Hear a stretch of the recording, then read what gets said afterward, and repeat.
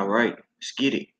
Hey, Shalom. I want to give all praises to Yahweh by Yashem, Yahweh Shah by Yashem, Wakakadash. Double honors to the apostles and the others that rule well, and peace and blessings to you brothers out there that's kicking his word in sincerity, also in truth. I want to come with a sit down concerning Kdub. Now, Kdub was a young man that came out to our camp with Jesus is the word. And what I noticed about Kdub, I've been looking at some of his videos and things of that nature. Kdub is actually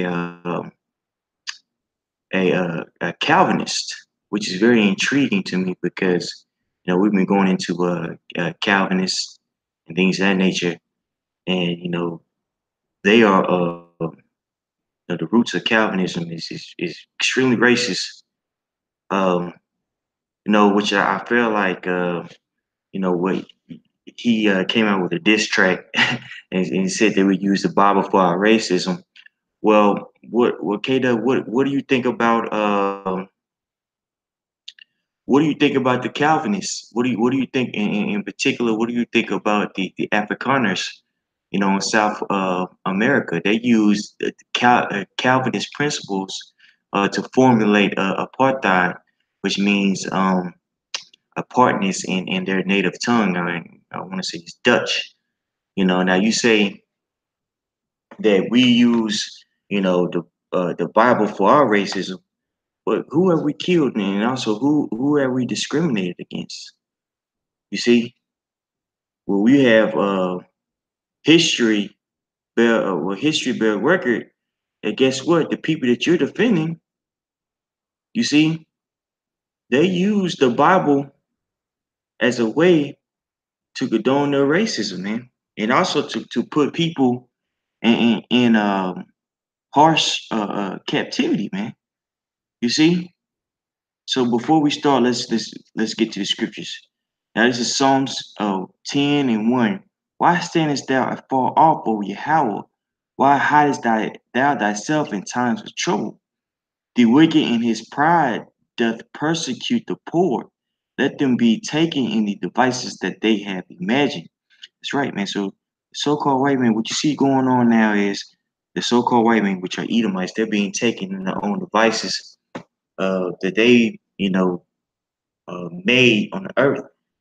And a prime example of that is what's going on in South Africa. Now you have white people that are saying that it's white genocide that's occurring in South Africa. What they won't tell you is the land that these white farmers are being the land that they had the land that they once had at least, and it's being taken from them. That land was once the indigenous people's land, of that area, and they took it. You see, under the banner of what of apartheid, in particular. You see, Calvinism. You see, so the ways are turning on them. You see, but you have people that want to defend them, even our own people that want to defend, what I'm saying, the Edomite caste system, because that's basically what was formed with the religion of Calvinism. You see, it was an Edomite caste system that was formed. So now that barrier is being broken down, you see, and you got people that's like Kdub and Vocab Alone, James White. They're trying to uphold that standard of Edomite supremacy, okay? But it's being torn down by who? Ultimately by the Lord, man. You see? For the wicked boasts of his harsh desire and blesses the covetous, whom Yahweh abhors. The wicked, through the pride of his countenance, would not seek after the Most High. The Most High is not in his thoughts. His ways are always grievous. Thy judgments are far above out of his sight. As for all his enemies, he puffeth at them. That's right. And that's what you see, you know, with the so-called white man. Even on Kdub's video, um, pseudo Israelites. If you go down in the comment section, you see this one guy is making fun of uh of how brothers speak the vernacular, being ridiculously racist. And Caleb had nothing to say about that, man. So you know what? The Most High not only is going to judge, you know, these Edomites for their wickedness and their against the Israelites, which are you so-called Negroes, Latinos, Native Americans, but he's going to destroy people that have that condone that type of behavior, man. You see, that are buying into the philosophy of Satan. You see, he hath said in his heart, I will not be moved, for I shall never be in adversity. And that's the mindset of the Edomites, and that's why they're really ready to get violent with us for just speaking what we believe in. You see, that's why we're seen as such as threats. That's why they're passing certain legislation to get us off these corners, or what are they going to, man? That's why we're the talk of the town. You see, because this man is set on dominating the world, but the Most High has another game plan, man. His mouth is full of cursing and deceit and fraud. Under his tongue is mischief and vanity. And that's what you see with his religion. Now you want to call us pseudo Israelites, Kdub, but would you use that same term for those Afrikaners, in South Africa, because they deem themselves as neo-Israelites, and they use the premises of the Old Testament as a rationalization to put the indigenous people of that land into severe captivity. Okay, so let's get to it. Let's get to it. I want to read this one first.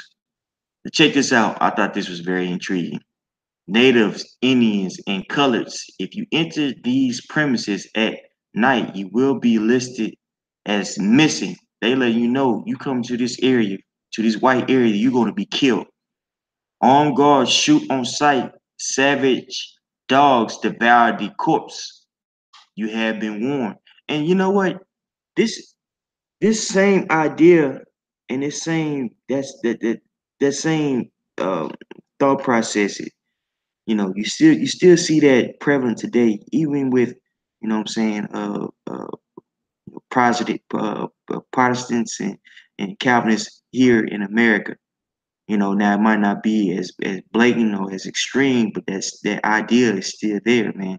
That you know what, these people deserve everything that's going on, that's happening to them.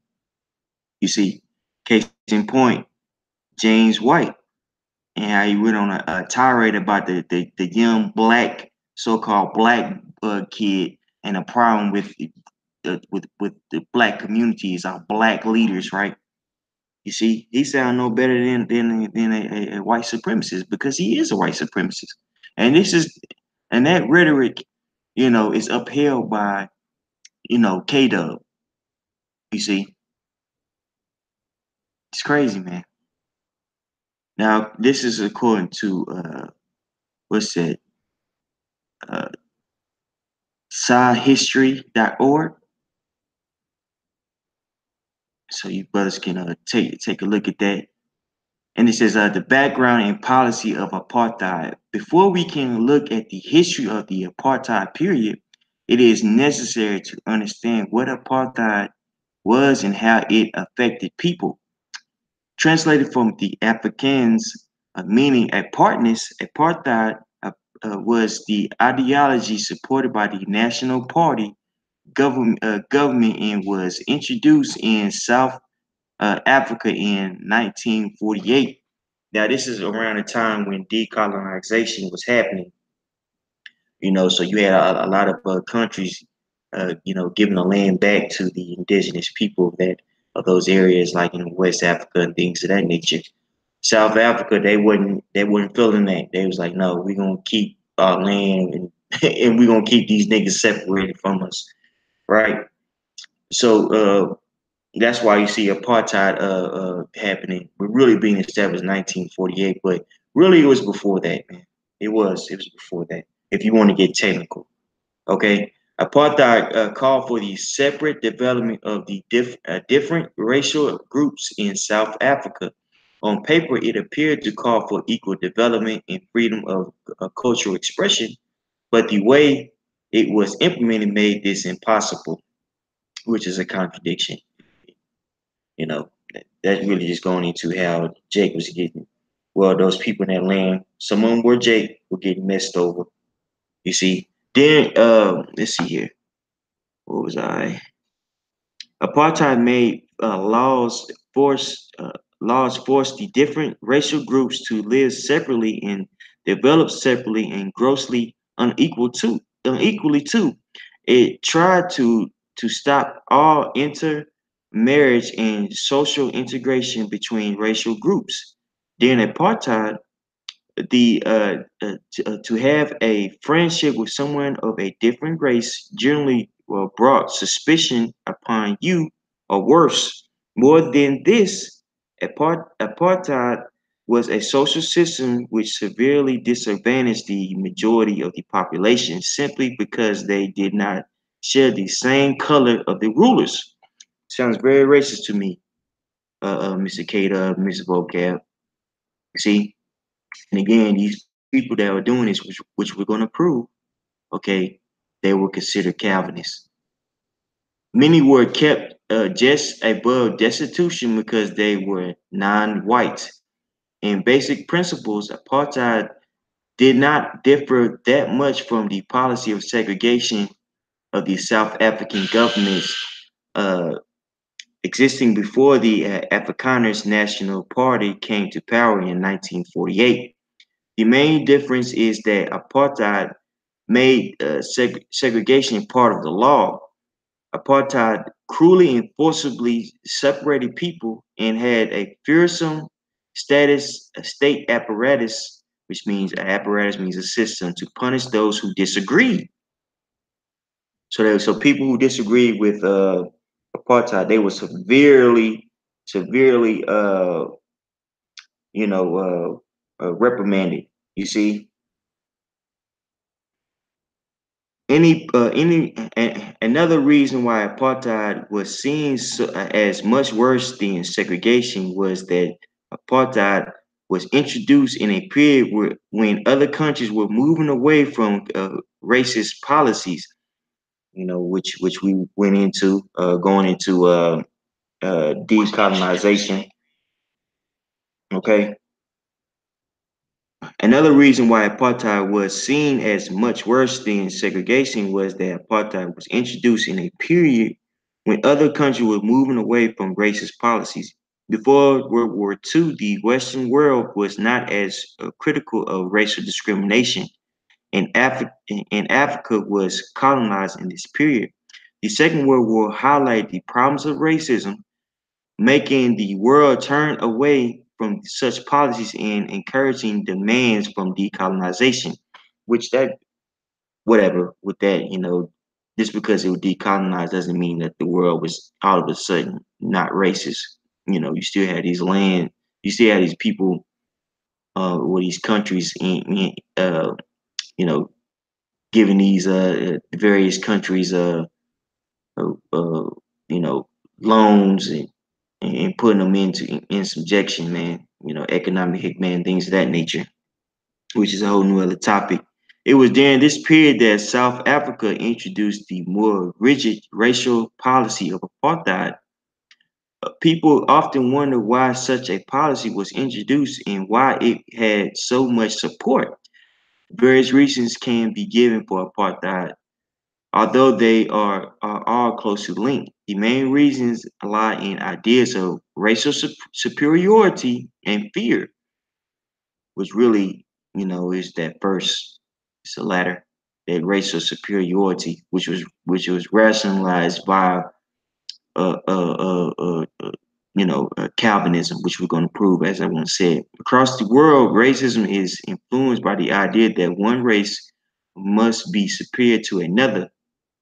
Such ideas are found in all population groups. The so-called white man has done it to every indigenous people that he has came in contact with. You see, and he used religion and his pseudoscience, as a means to condone his wickedness. You see, in this case, we're alluding to his religion or his false religion. You see, the other main reason for apartheid was fear, as in South Africa, the white people are in the majority, and many minority, excuse me, and many were worried that they would lose their jobs, culture, and language. This is obviously not a justification for apartheid, but explains how people were thinking. Apartheid laws, and this is what I really want to get into. Numerous laws were passed in the creation of the apartheid state. Here are a few of the pillars on which it rested. Population Registration Act 1950. This act demanded the people be registered according to their racial groups. This meant the Department of Home Affairs would have a record of people according to whether they were white, colored, black, Indian, or Asian. People would then be treated differently according to their population groups. And who's at the bottom? You know, their darker skin, which you had a lot of Israelites in that region. Now you have Hamites in that region too, but you had some Israelites in that region also. And so this law formed the basis of apartheid. It was, however, not always that easy to decide which racial group a person was a part of, and this caused some problems. Group Area Act 1950. This was the act that started physical separation between races, and especially in urban areas. The act also called for the removal of some groups of people into areas such set aside for their racial groups, and we know who that was. So you had people, you had so-called dark people that was living in regions where white people were staying, and they were removed out of that land. And now you have people in Africa, where you have people saying what's going on in South Africa is white genocide. Well, this happened to the indigenous people of that land, to the people who were naturally born in that land that were taken out of that area, man. You see, that just shows the hypocrisy of the so-called white man. You see what I'm saying? That just shows the hypocrisy of the so-called white man, bro. You know, in his mind, he thinks he believes that he does no wrong. Why is that? Because he has a superiority complex, man. You see, he believed that he's God. You see what I'm saying? Let's get to the scriptures, because this is the mindset of the so-called white man. You see, and this is what we're combating. This is what we're coming up against, man. Psalm 62, 64, and 2. Excuse me. Hide me from the secret counsel of the wicked, from the insurrection of the workers of iniquity, who whet their tongue like a sword and bend their bows to shoot their arrows, even bitter words. And that's what the so-called white man has done with his legislation. He shoots, uh, uh, uh, at the innocent, via his legislation, man. He put people into hard bondage, and discriminate against them, and use all these political jargons, as a means to rationalize what he does, man. You see, they that's like, let me read this again, verse 3. Who wet? And that word wet means to sharpen their tongue like a sword and bend their bows to shoot their arrows, even bitter words, that they may shoot in secret at the perfect. Suddenly do they shoot at him and fear not. And that's what they do with it. Again, that's what they do with their legislation, man. They shoot at the innocent. You see? And that perfect is going into the nation of Israel, man. You see? Do all this to keep us under subjection, man. You see? And then tell us to get over it when they tell us to get over it, when we ask them to stop being racist. They say that you're playing a race card. This is the mindset of the so-called white man. You see, totally unfair. They encourage themselves in an evil matter. They commune of lying snares privily. They say, "Who shall see them?" They search out iniquities. They accomplish a diligent search. Both the inward thought of every one of them and the heart is deep. But the Most High shall shoot at them with an arrow. Suddenly shall they be wounded, and they're being wounded right now. How so? By being exposed, man. You see, everyone is seeing their nakedness, which is a metaphor of basically seeing people now see the treachery of the so-called white man. You see, let's get back to the article.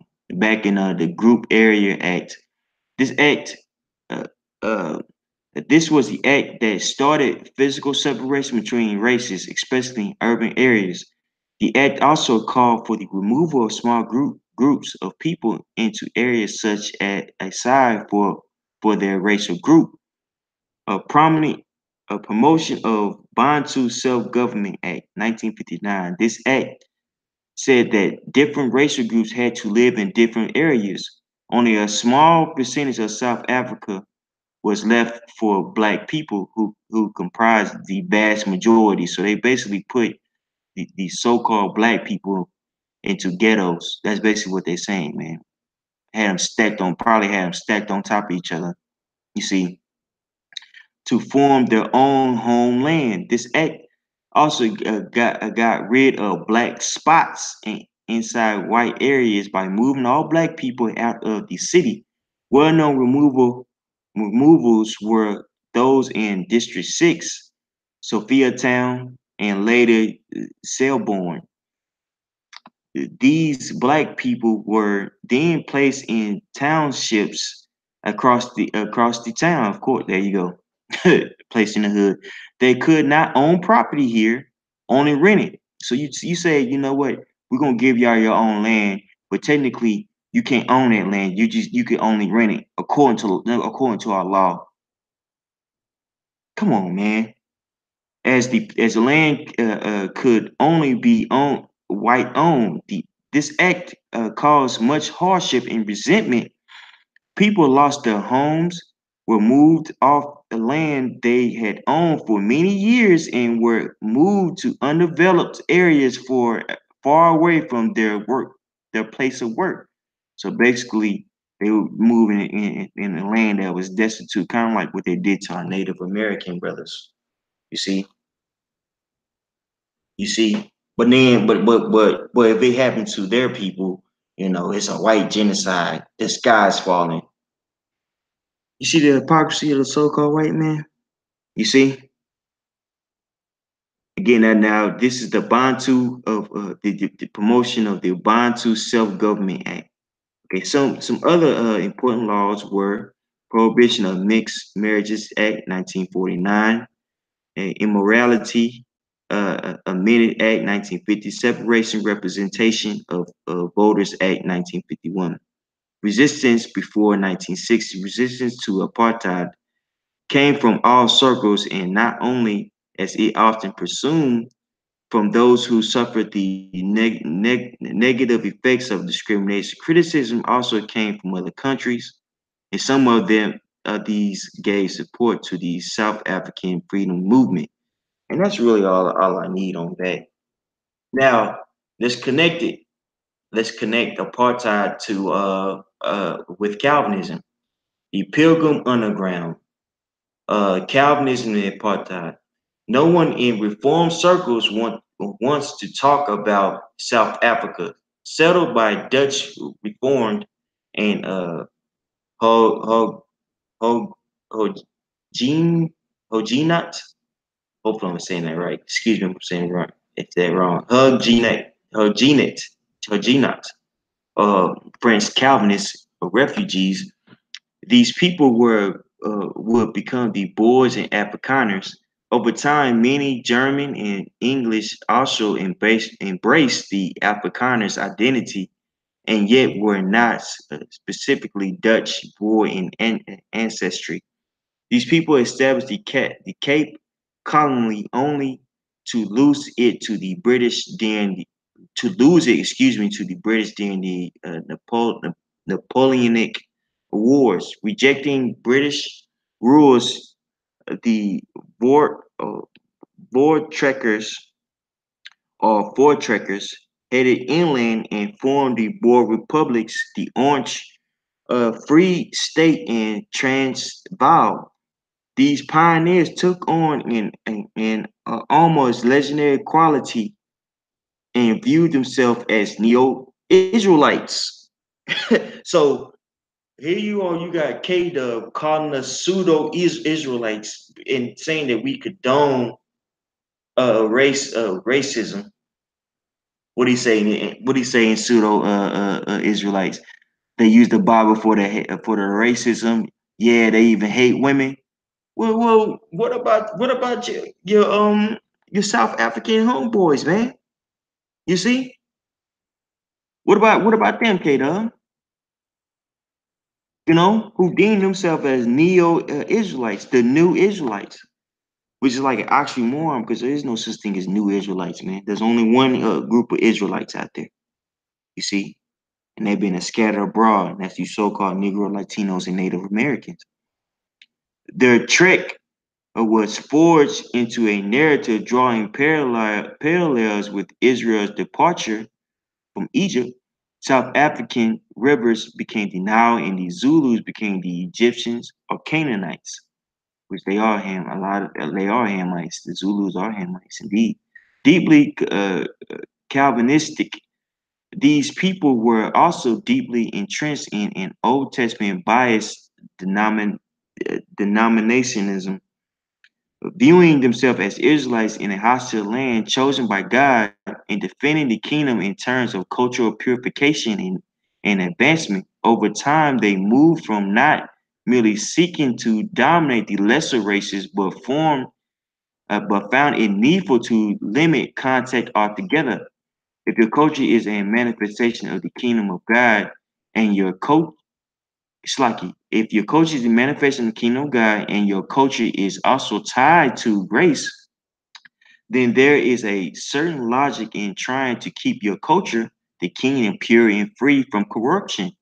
This is a wicked and very erroneous theology, but operating within that circle, it exemplifies uh, uh, coherent, coherent thinking.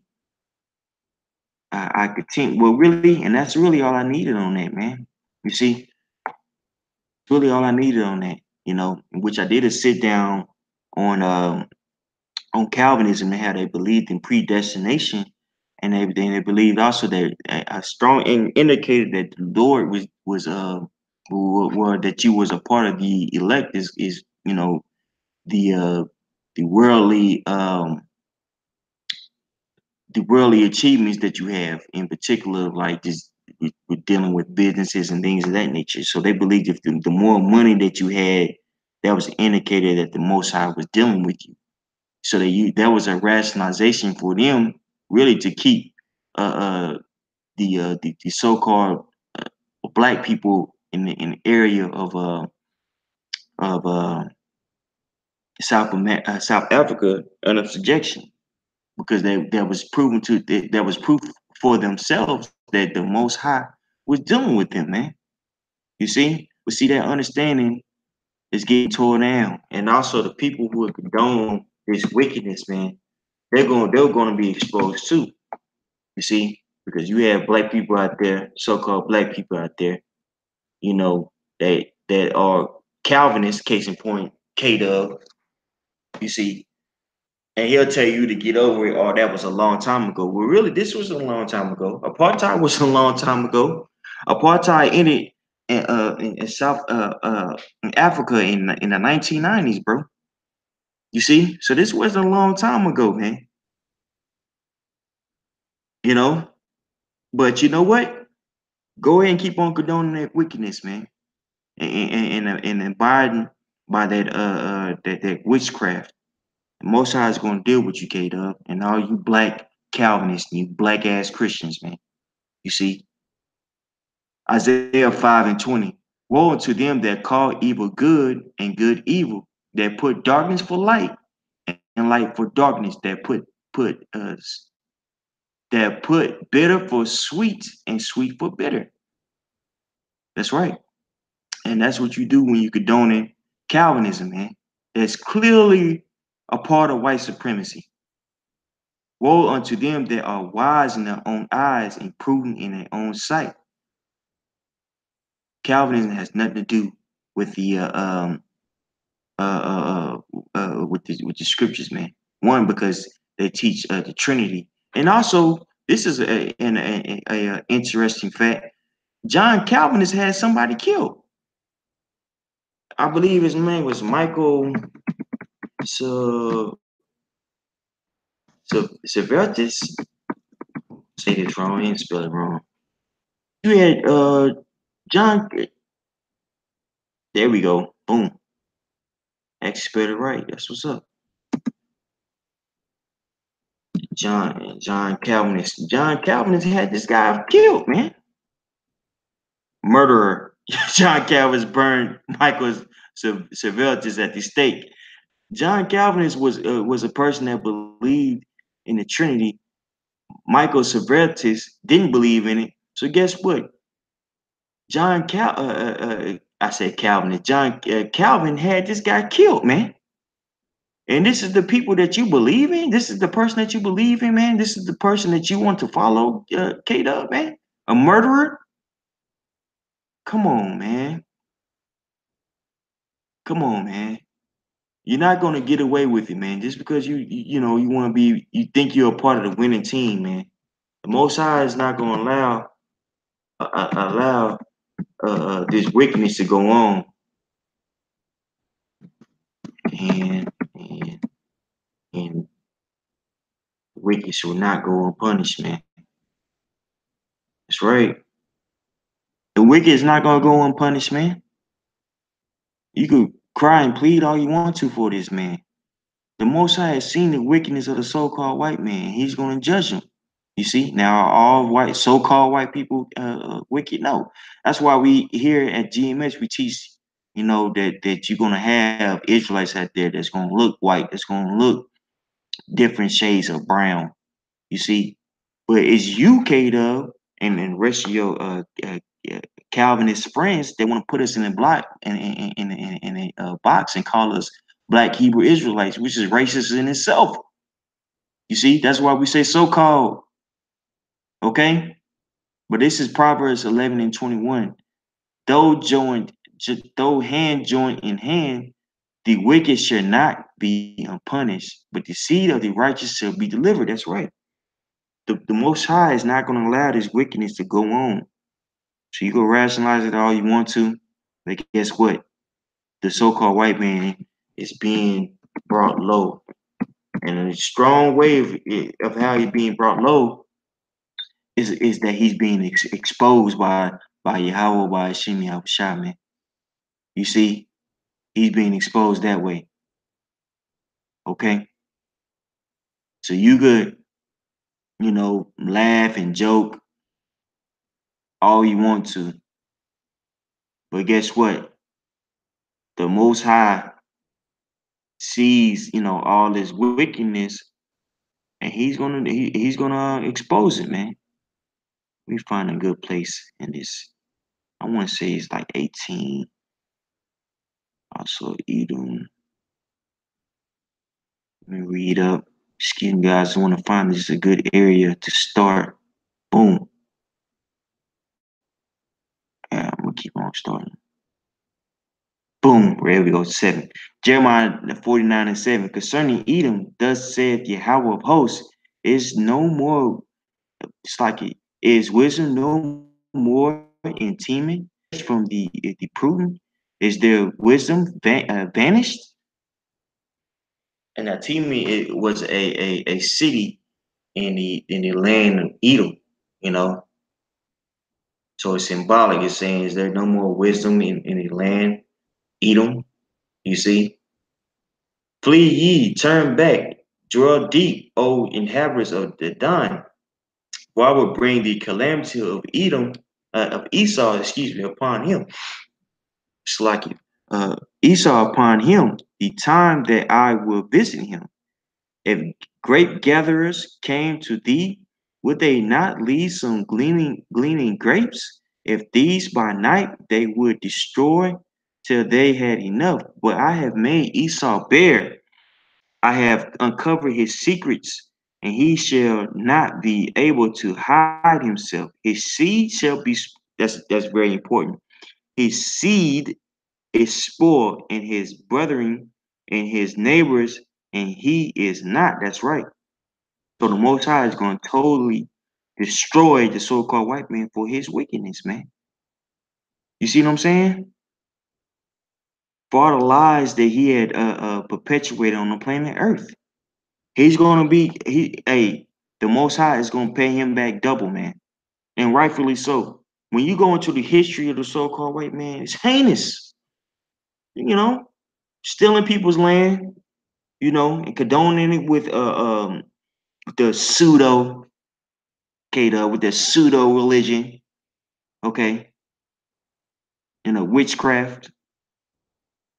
The Most High is gonna do away with him for that, man.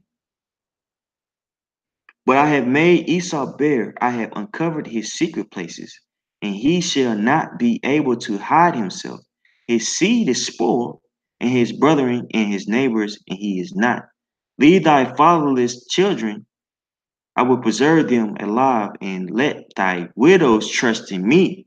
For thus said Yahweh, behold, they whose judgment was not to drink of the cup have surely drunken. And art thou he that shall altogether go unpunished? Thou shalt not go unpunished, but thou shalt surely drink of it. That's right. So, what's that? Galatians the sixth chapter is coming into play, man. The so-called white man has sown nothing but wickedness on the planet Earth, and so what is he gonna reap, man? What has he done historically speaking to the so-called Negro, Latino, and Native American? You see, he's done nothing but wickedness to us, man. You see, and the Most High is gonna pay them back. He's gonna pay him back by putting hell on his seeds. We just read that in the tenth chapter verse. Excuse me. The so-called white man's seed is gonna be spoiled, and you see that going on now on a small level. You had the opium epidemic here in the U.S.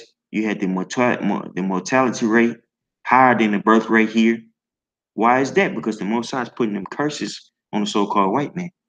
You see, and it's just true. If you believe in the Heavenly Father, you have to believe that that He ordained everything. Right? You are a Calvinist, right? All my Calvinists out there, you believe in predestination, right? So why is the Most High allowing your people to catch hell now? Because it's your time. It's your time to fall. It's your time to be brought low. You have done that to everybody else, so the Most High is going to do it to you, man. But He's going to do it in a systematic way, little by little. You see, it's like He did to with the Canaanites. He speaks about that in Wisdom of Solomon. He's going to give you a place of repentance, but you're not going to do it because you are a wicked generation. You see what I'm saying? For I have sworn by myself, said Yahweh, that Basra shall become a desolation, a reproach, a waste, and a curse. And all these cities there shall be perpetual waste. I have heard a rumor from Yahweh, and an ambassador is sent unto the heathen, saying, gather ye together and come against her and rise up to the battle. For lo, I will make thee small among the heathen and despised among man. This is a beautiful scripture. And that's what you see going on now. You see all the other nations, well, I ain't gonna say all, that would be the hyperbole, which is, but you see, a lot of these nations that have influence, case in point, Russia, China, Iran, okay, what are they doing? They're formulating economic pacts with one another. There's actually a term called the BRICS, which consists of Brazil, Russia, India, China, South America. They're moving away from the grip of America by using the petro yuan versus the petrodollar. Now, the petrodollar, it has a artificial demand because in the 1970s there was an act that was passed from President Nixon, you know, in agreement with Saudi Arabia that they were going to buy and sell oil in using the American dollar. With that pact, that created an artificial demand for the American dollar, and America has been using its military as a means to keep everybody in line. All the other nations, these small nations that was trying to get away from from the American dollar, they were stomped out. Case in case in point, what happened in North Africa. Um, I forget the country with Gaddafi. Um, Gaddafi, he was trying to make go to a a gold backed currency. What happened to him? Well, his country uh, was basically overturned. America had funded coups in that region. Saddam Hussein, he was trying to get away from the grip of the American dollar. What happened to his country? America set up a coup, and all the other countries are seeing this. And guess what? They're getting tired of America, and this place is going to be tore down, man. Which is prophesied in the scriptures. America is Babylon the Great. You see, and that's going to be this place has been a great, uh, uh, uh you know, basically whooping stick for the Edomites, man. But soon this place is going to be brought to naught. You see, not only not only that, you see, the Most High is going to do away with all you Edomites, man. You see what I'm saying? Basically whooping stick for the Edomites, man. Slaki. I was trying to actually enlighten this. Hey, Shalom, bro. Shamak, Moth, his brother got a precept. I'm gonna read this for you. Ezekiel 35 and 5. Because thou hast had a perpetual hatred and hast shed the blood of the children of Israel by the force of the sword in the time of their calamity. That's beautiful, bro. That's exactly right. You see, the so-called white man has had a perpetual hatred for us, man. And so guess what? The Most High is going to do away with them, man. You see?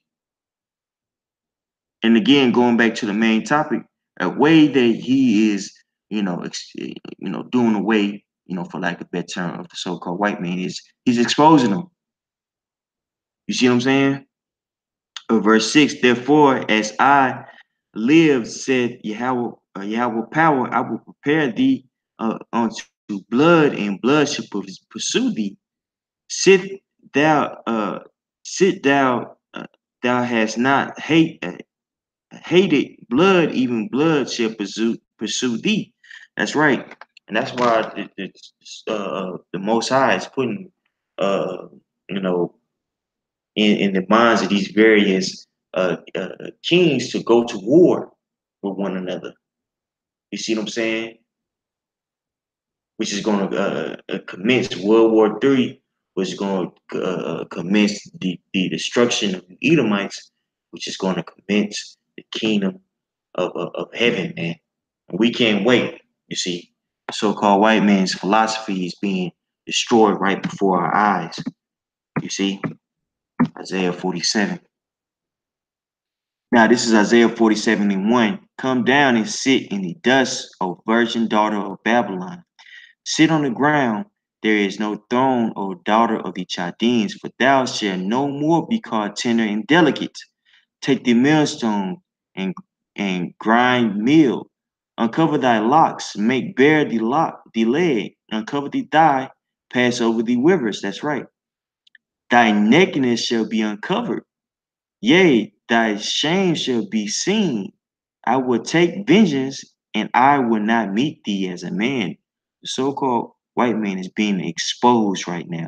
All his philosophy, his ways, you know, his pseudoscience, his rhetoric, that pushes Edomite supremacy, his religions, case in point, Calvinism. All this is being exposed, by the true man of the Lord, man.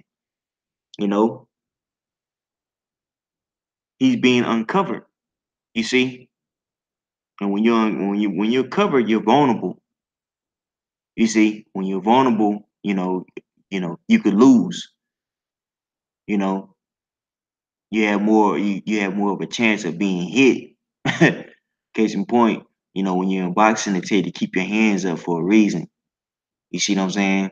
Keep your hands up, and you could get knocked out. A lot of times when you just have your hands up, you might not even see a punch. But the fact you have your defense up, you see, your forearms are going to naturally block the punches, man. But the so-called white man, he's looking like Roy Jones, 50-year-old Roy Jones. Had his hands down, used to showboating and getting his tail knocked the hell out. And that's what you're gonna see the so-called white man. That's what's gonna happen to the so-called white man. He's gonna be knocked out, man. You see? Why is that? Because he's uncovered. You see what I'm saying? As for our Redeemer, Yahweh of hosts is his name, the Holy One of Israel, the Most High is going to send back his son, and he's going to redeem us back. Sit thou silent and get thee into darkness, O daughter of the Chaldeans, for thou shalt no more be called the ladies of kingdoms. I was wroth with my people. I had polluted my inheritance, and given them into thine hand. Thou didst show them no mercy. Unto the ancients hast thou very, very heavily laid thy yoke. That's right. So, because we were not following the law, statutes, and commandments, the Most High put us into, you know, captivity. And he put us into a severe captivity, man. This has been one of the worst captivities that we have ever been a part of, you see. But soon the Most High is going to turn the tables on the so-called white man, you see. As thou saidest, I shall be a lady forever, so that thou didst not lay these things to thine heart, neither didst remember the latter end of it. Therefore, hear now this, thou that are given to pleasures, that dwellest carelessly, that saith in thine heart, I am, and none else besides me. I shall not sit as a widow, neither shall I know the loss of children. And you see that mindset, in the Calvinists of South Africa. Again, they believe that they were neo Israelites, man. The new Israelites, the new princes of the power, man. That's what they liken themselves as. So they knew that the Most High was dealing with me, and also within that mindset that they could do whatever they wanted to. You see what I'm saying? So now they're starting to figure out that, you know what, maybe I'm not an Israelite. Maybe the Lord's not dealing with me. You see, maybe there is a possibility that I could be brought low. Okay, but these two things shall come to thee in a moment, in one day, the loss of children and widowhood. They shall come upon thee and their perfection for the multitude of thy sorceries and for the great abundance of thy enchantments. So for all the lies that the so-called white man has perpetuated on the earth, and a huge lie was his religion. This is the biggest tool of white supremacy, man, his religion. You see, by his religion, he was able to condone, him putting us into, not only us, but whole world into extreme captivity, man. So for his lies that he is perpetuating on earth, the so-called white man is going to be destroyed. Man. Most High is going to do away with Calvinism, and also he's going to do away with anybody who's condoning this wickedness, man. Okay, so I want to say the point was made. Most High willing, I wasn't going all over the place too much. You know, I hope brothers were edified. I really do. I encourage you, brothers, to read uh,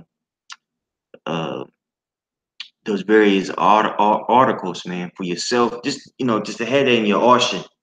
So these Christians coming out here and things, and that you ask them questions about what they supposedly believe in. Oh well, you're a Calvinist. So, oh, you believe in predestination. So how do you feel about the Afrikaners, man?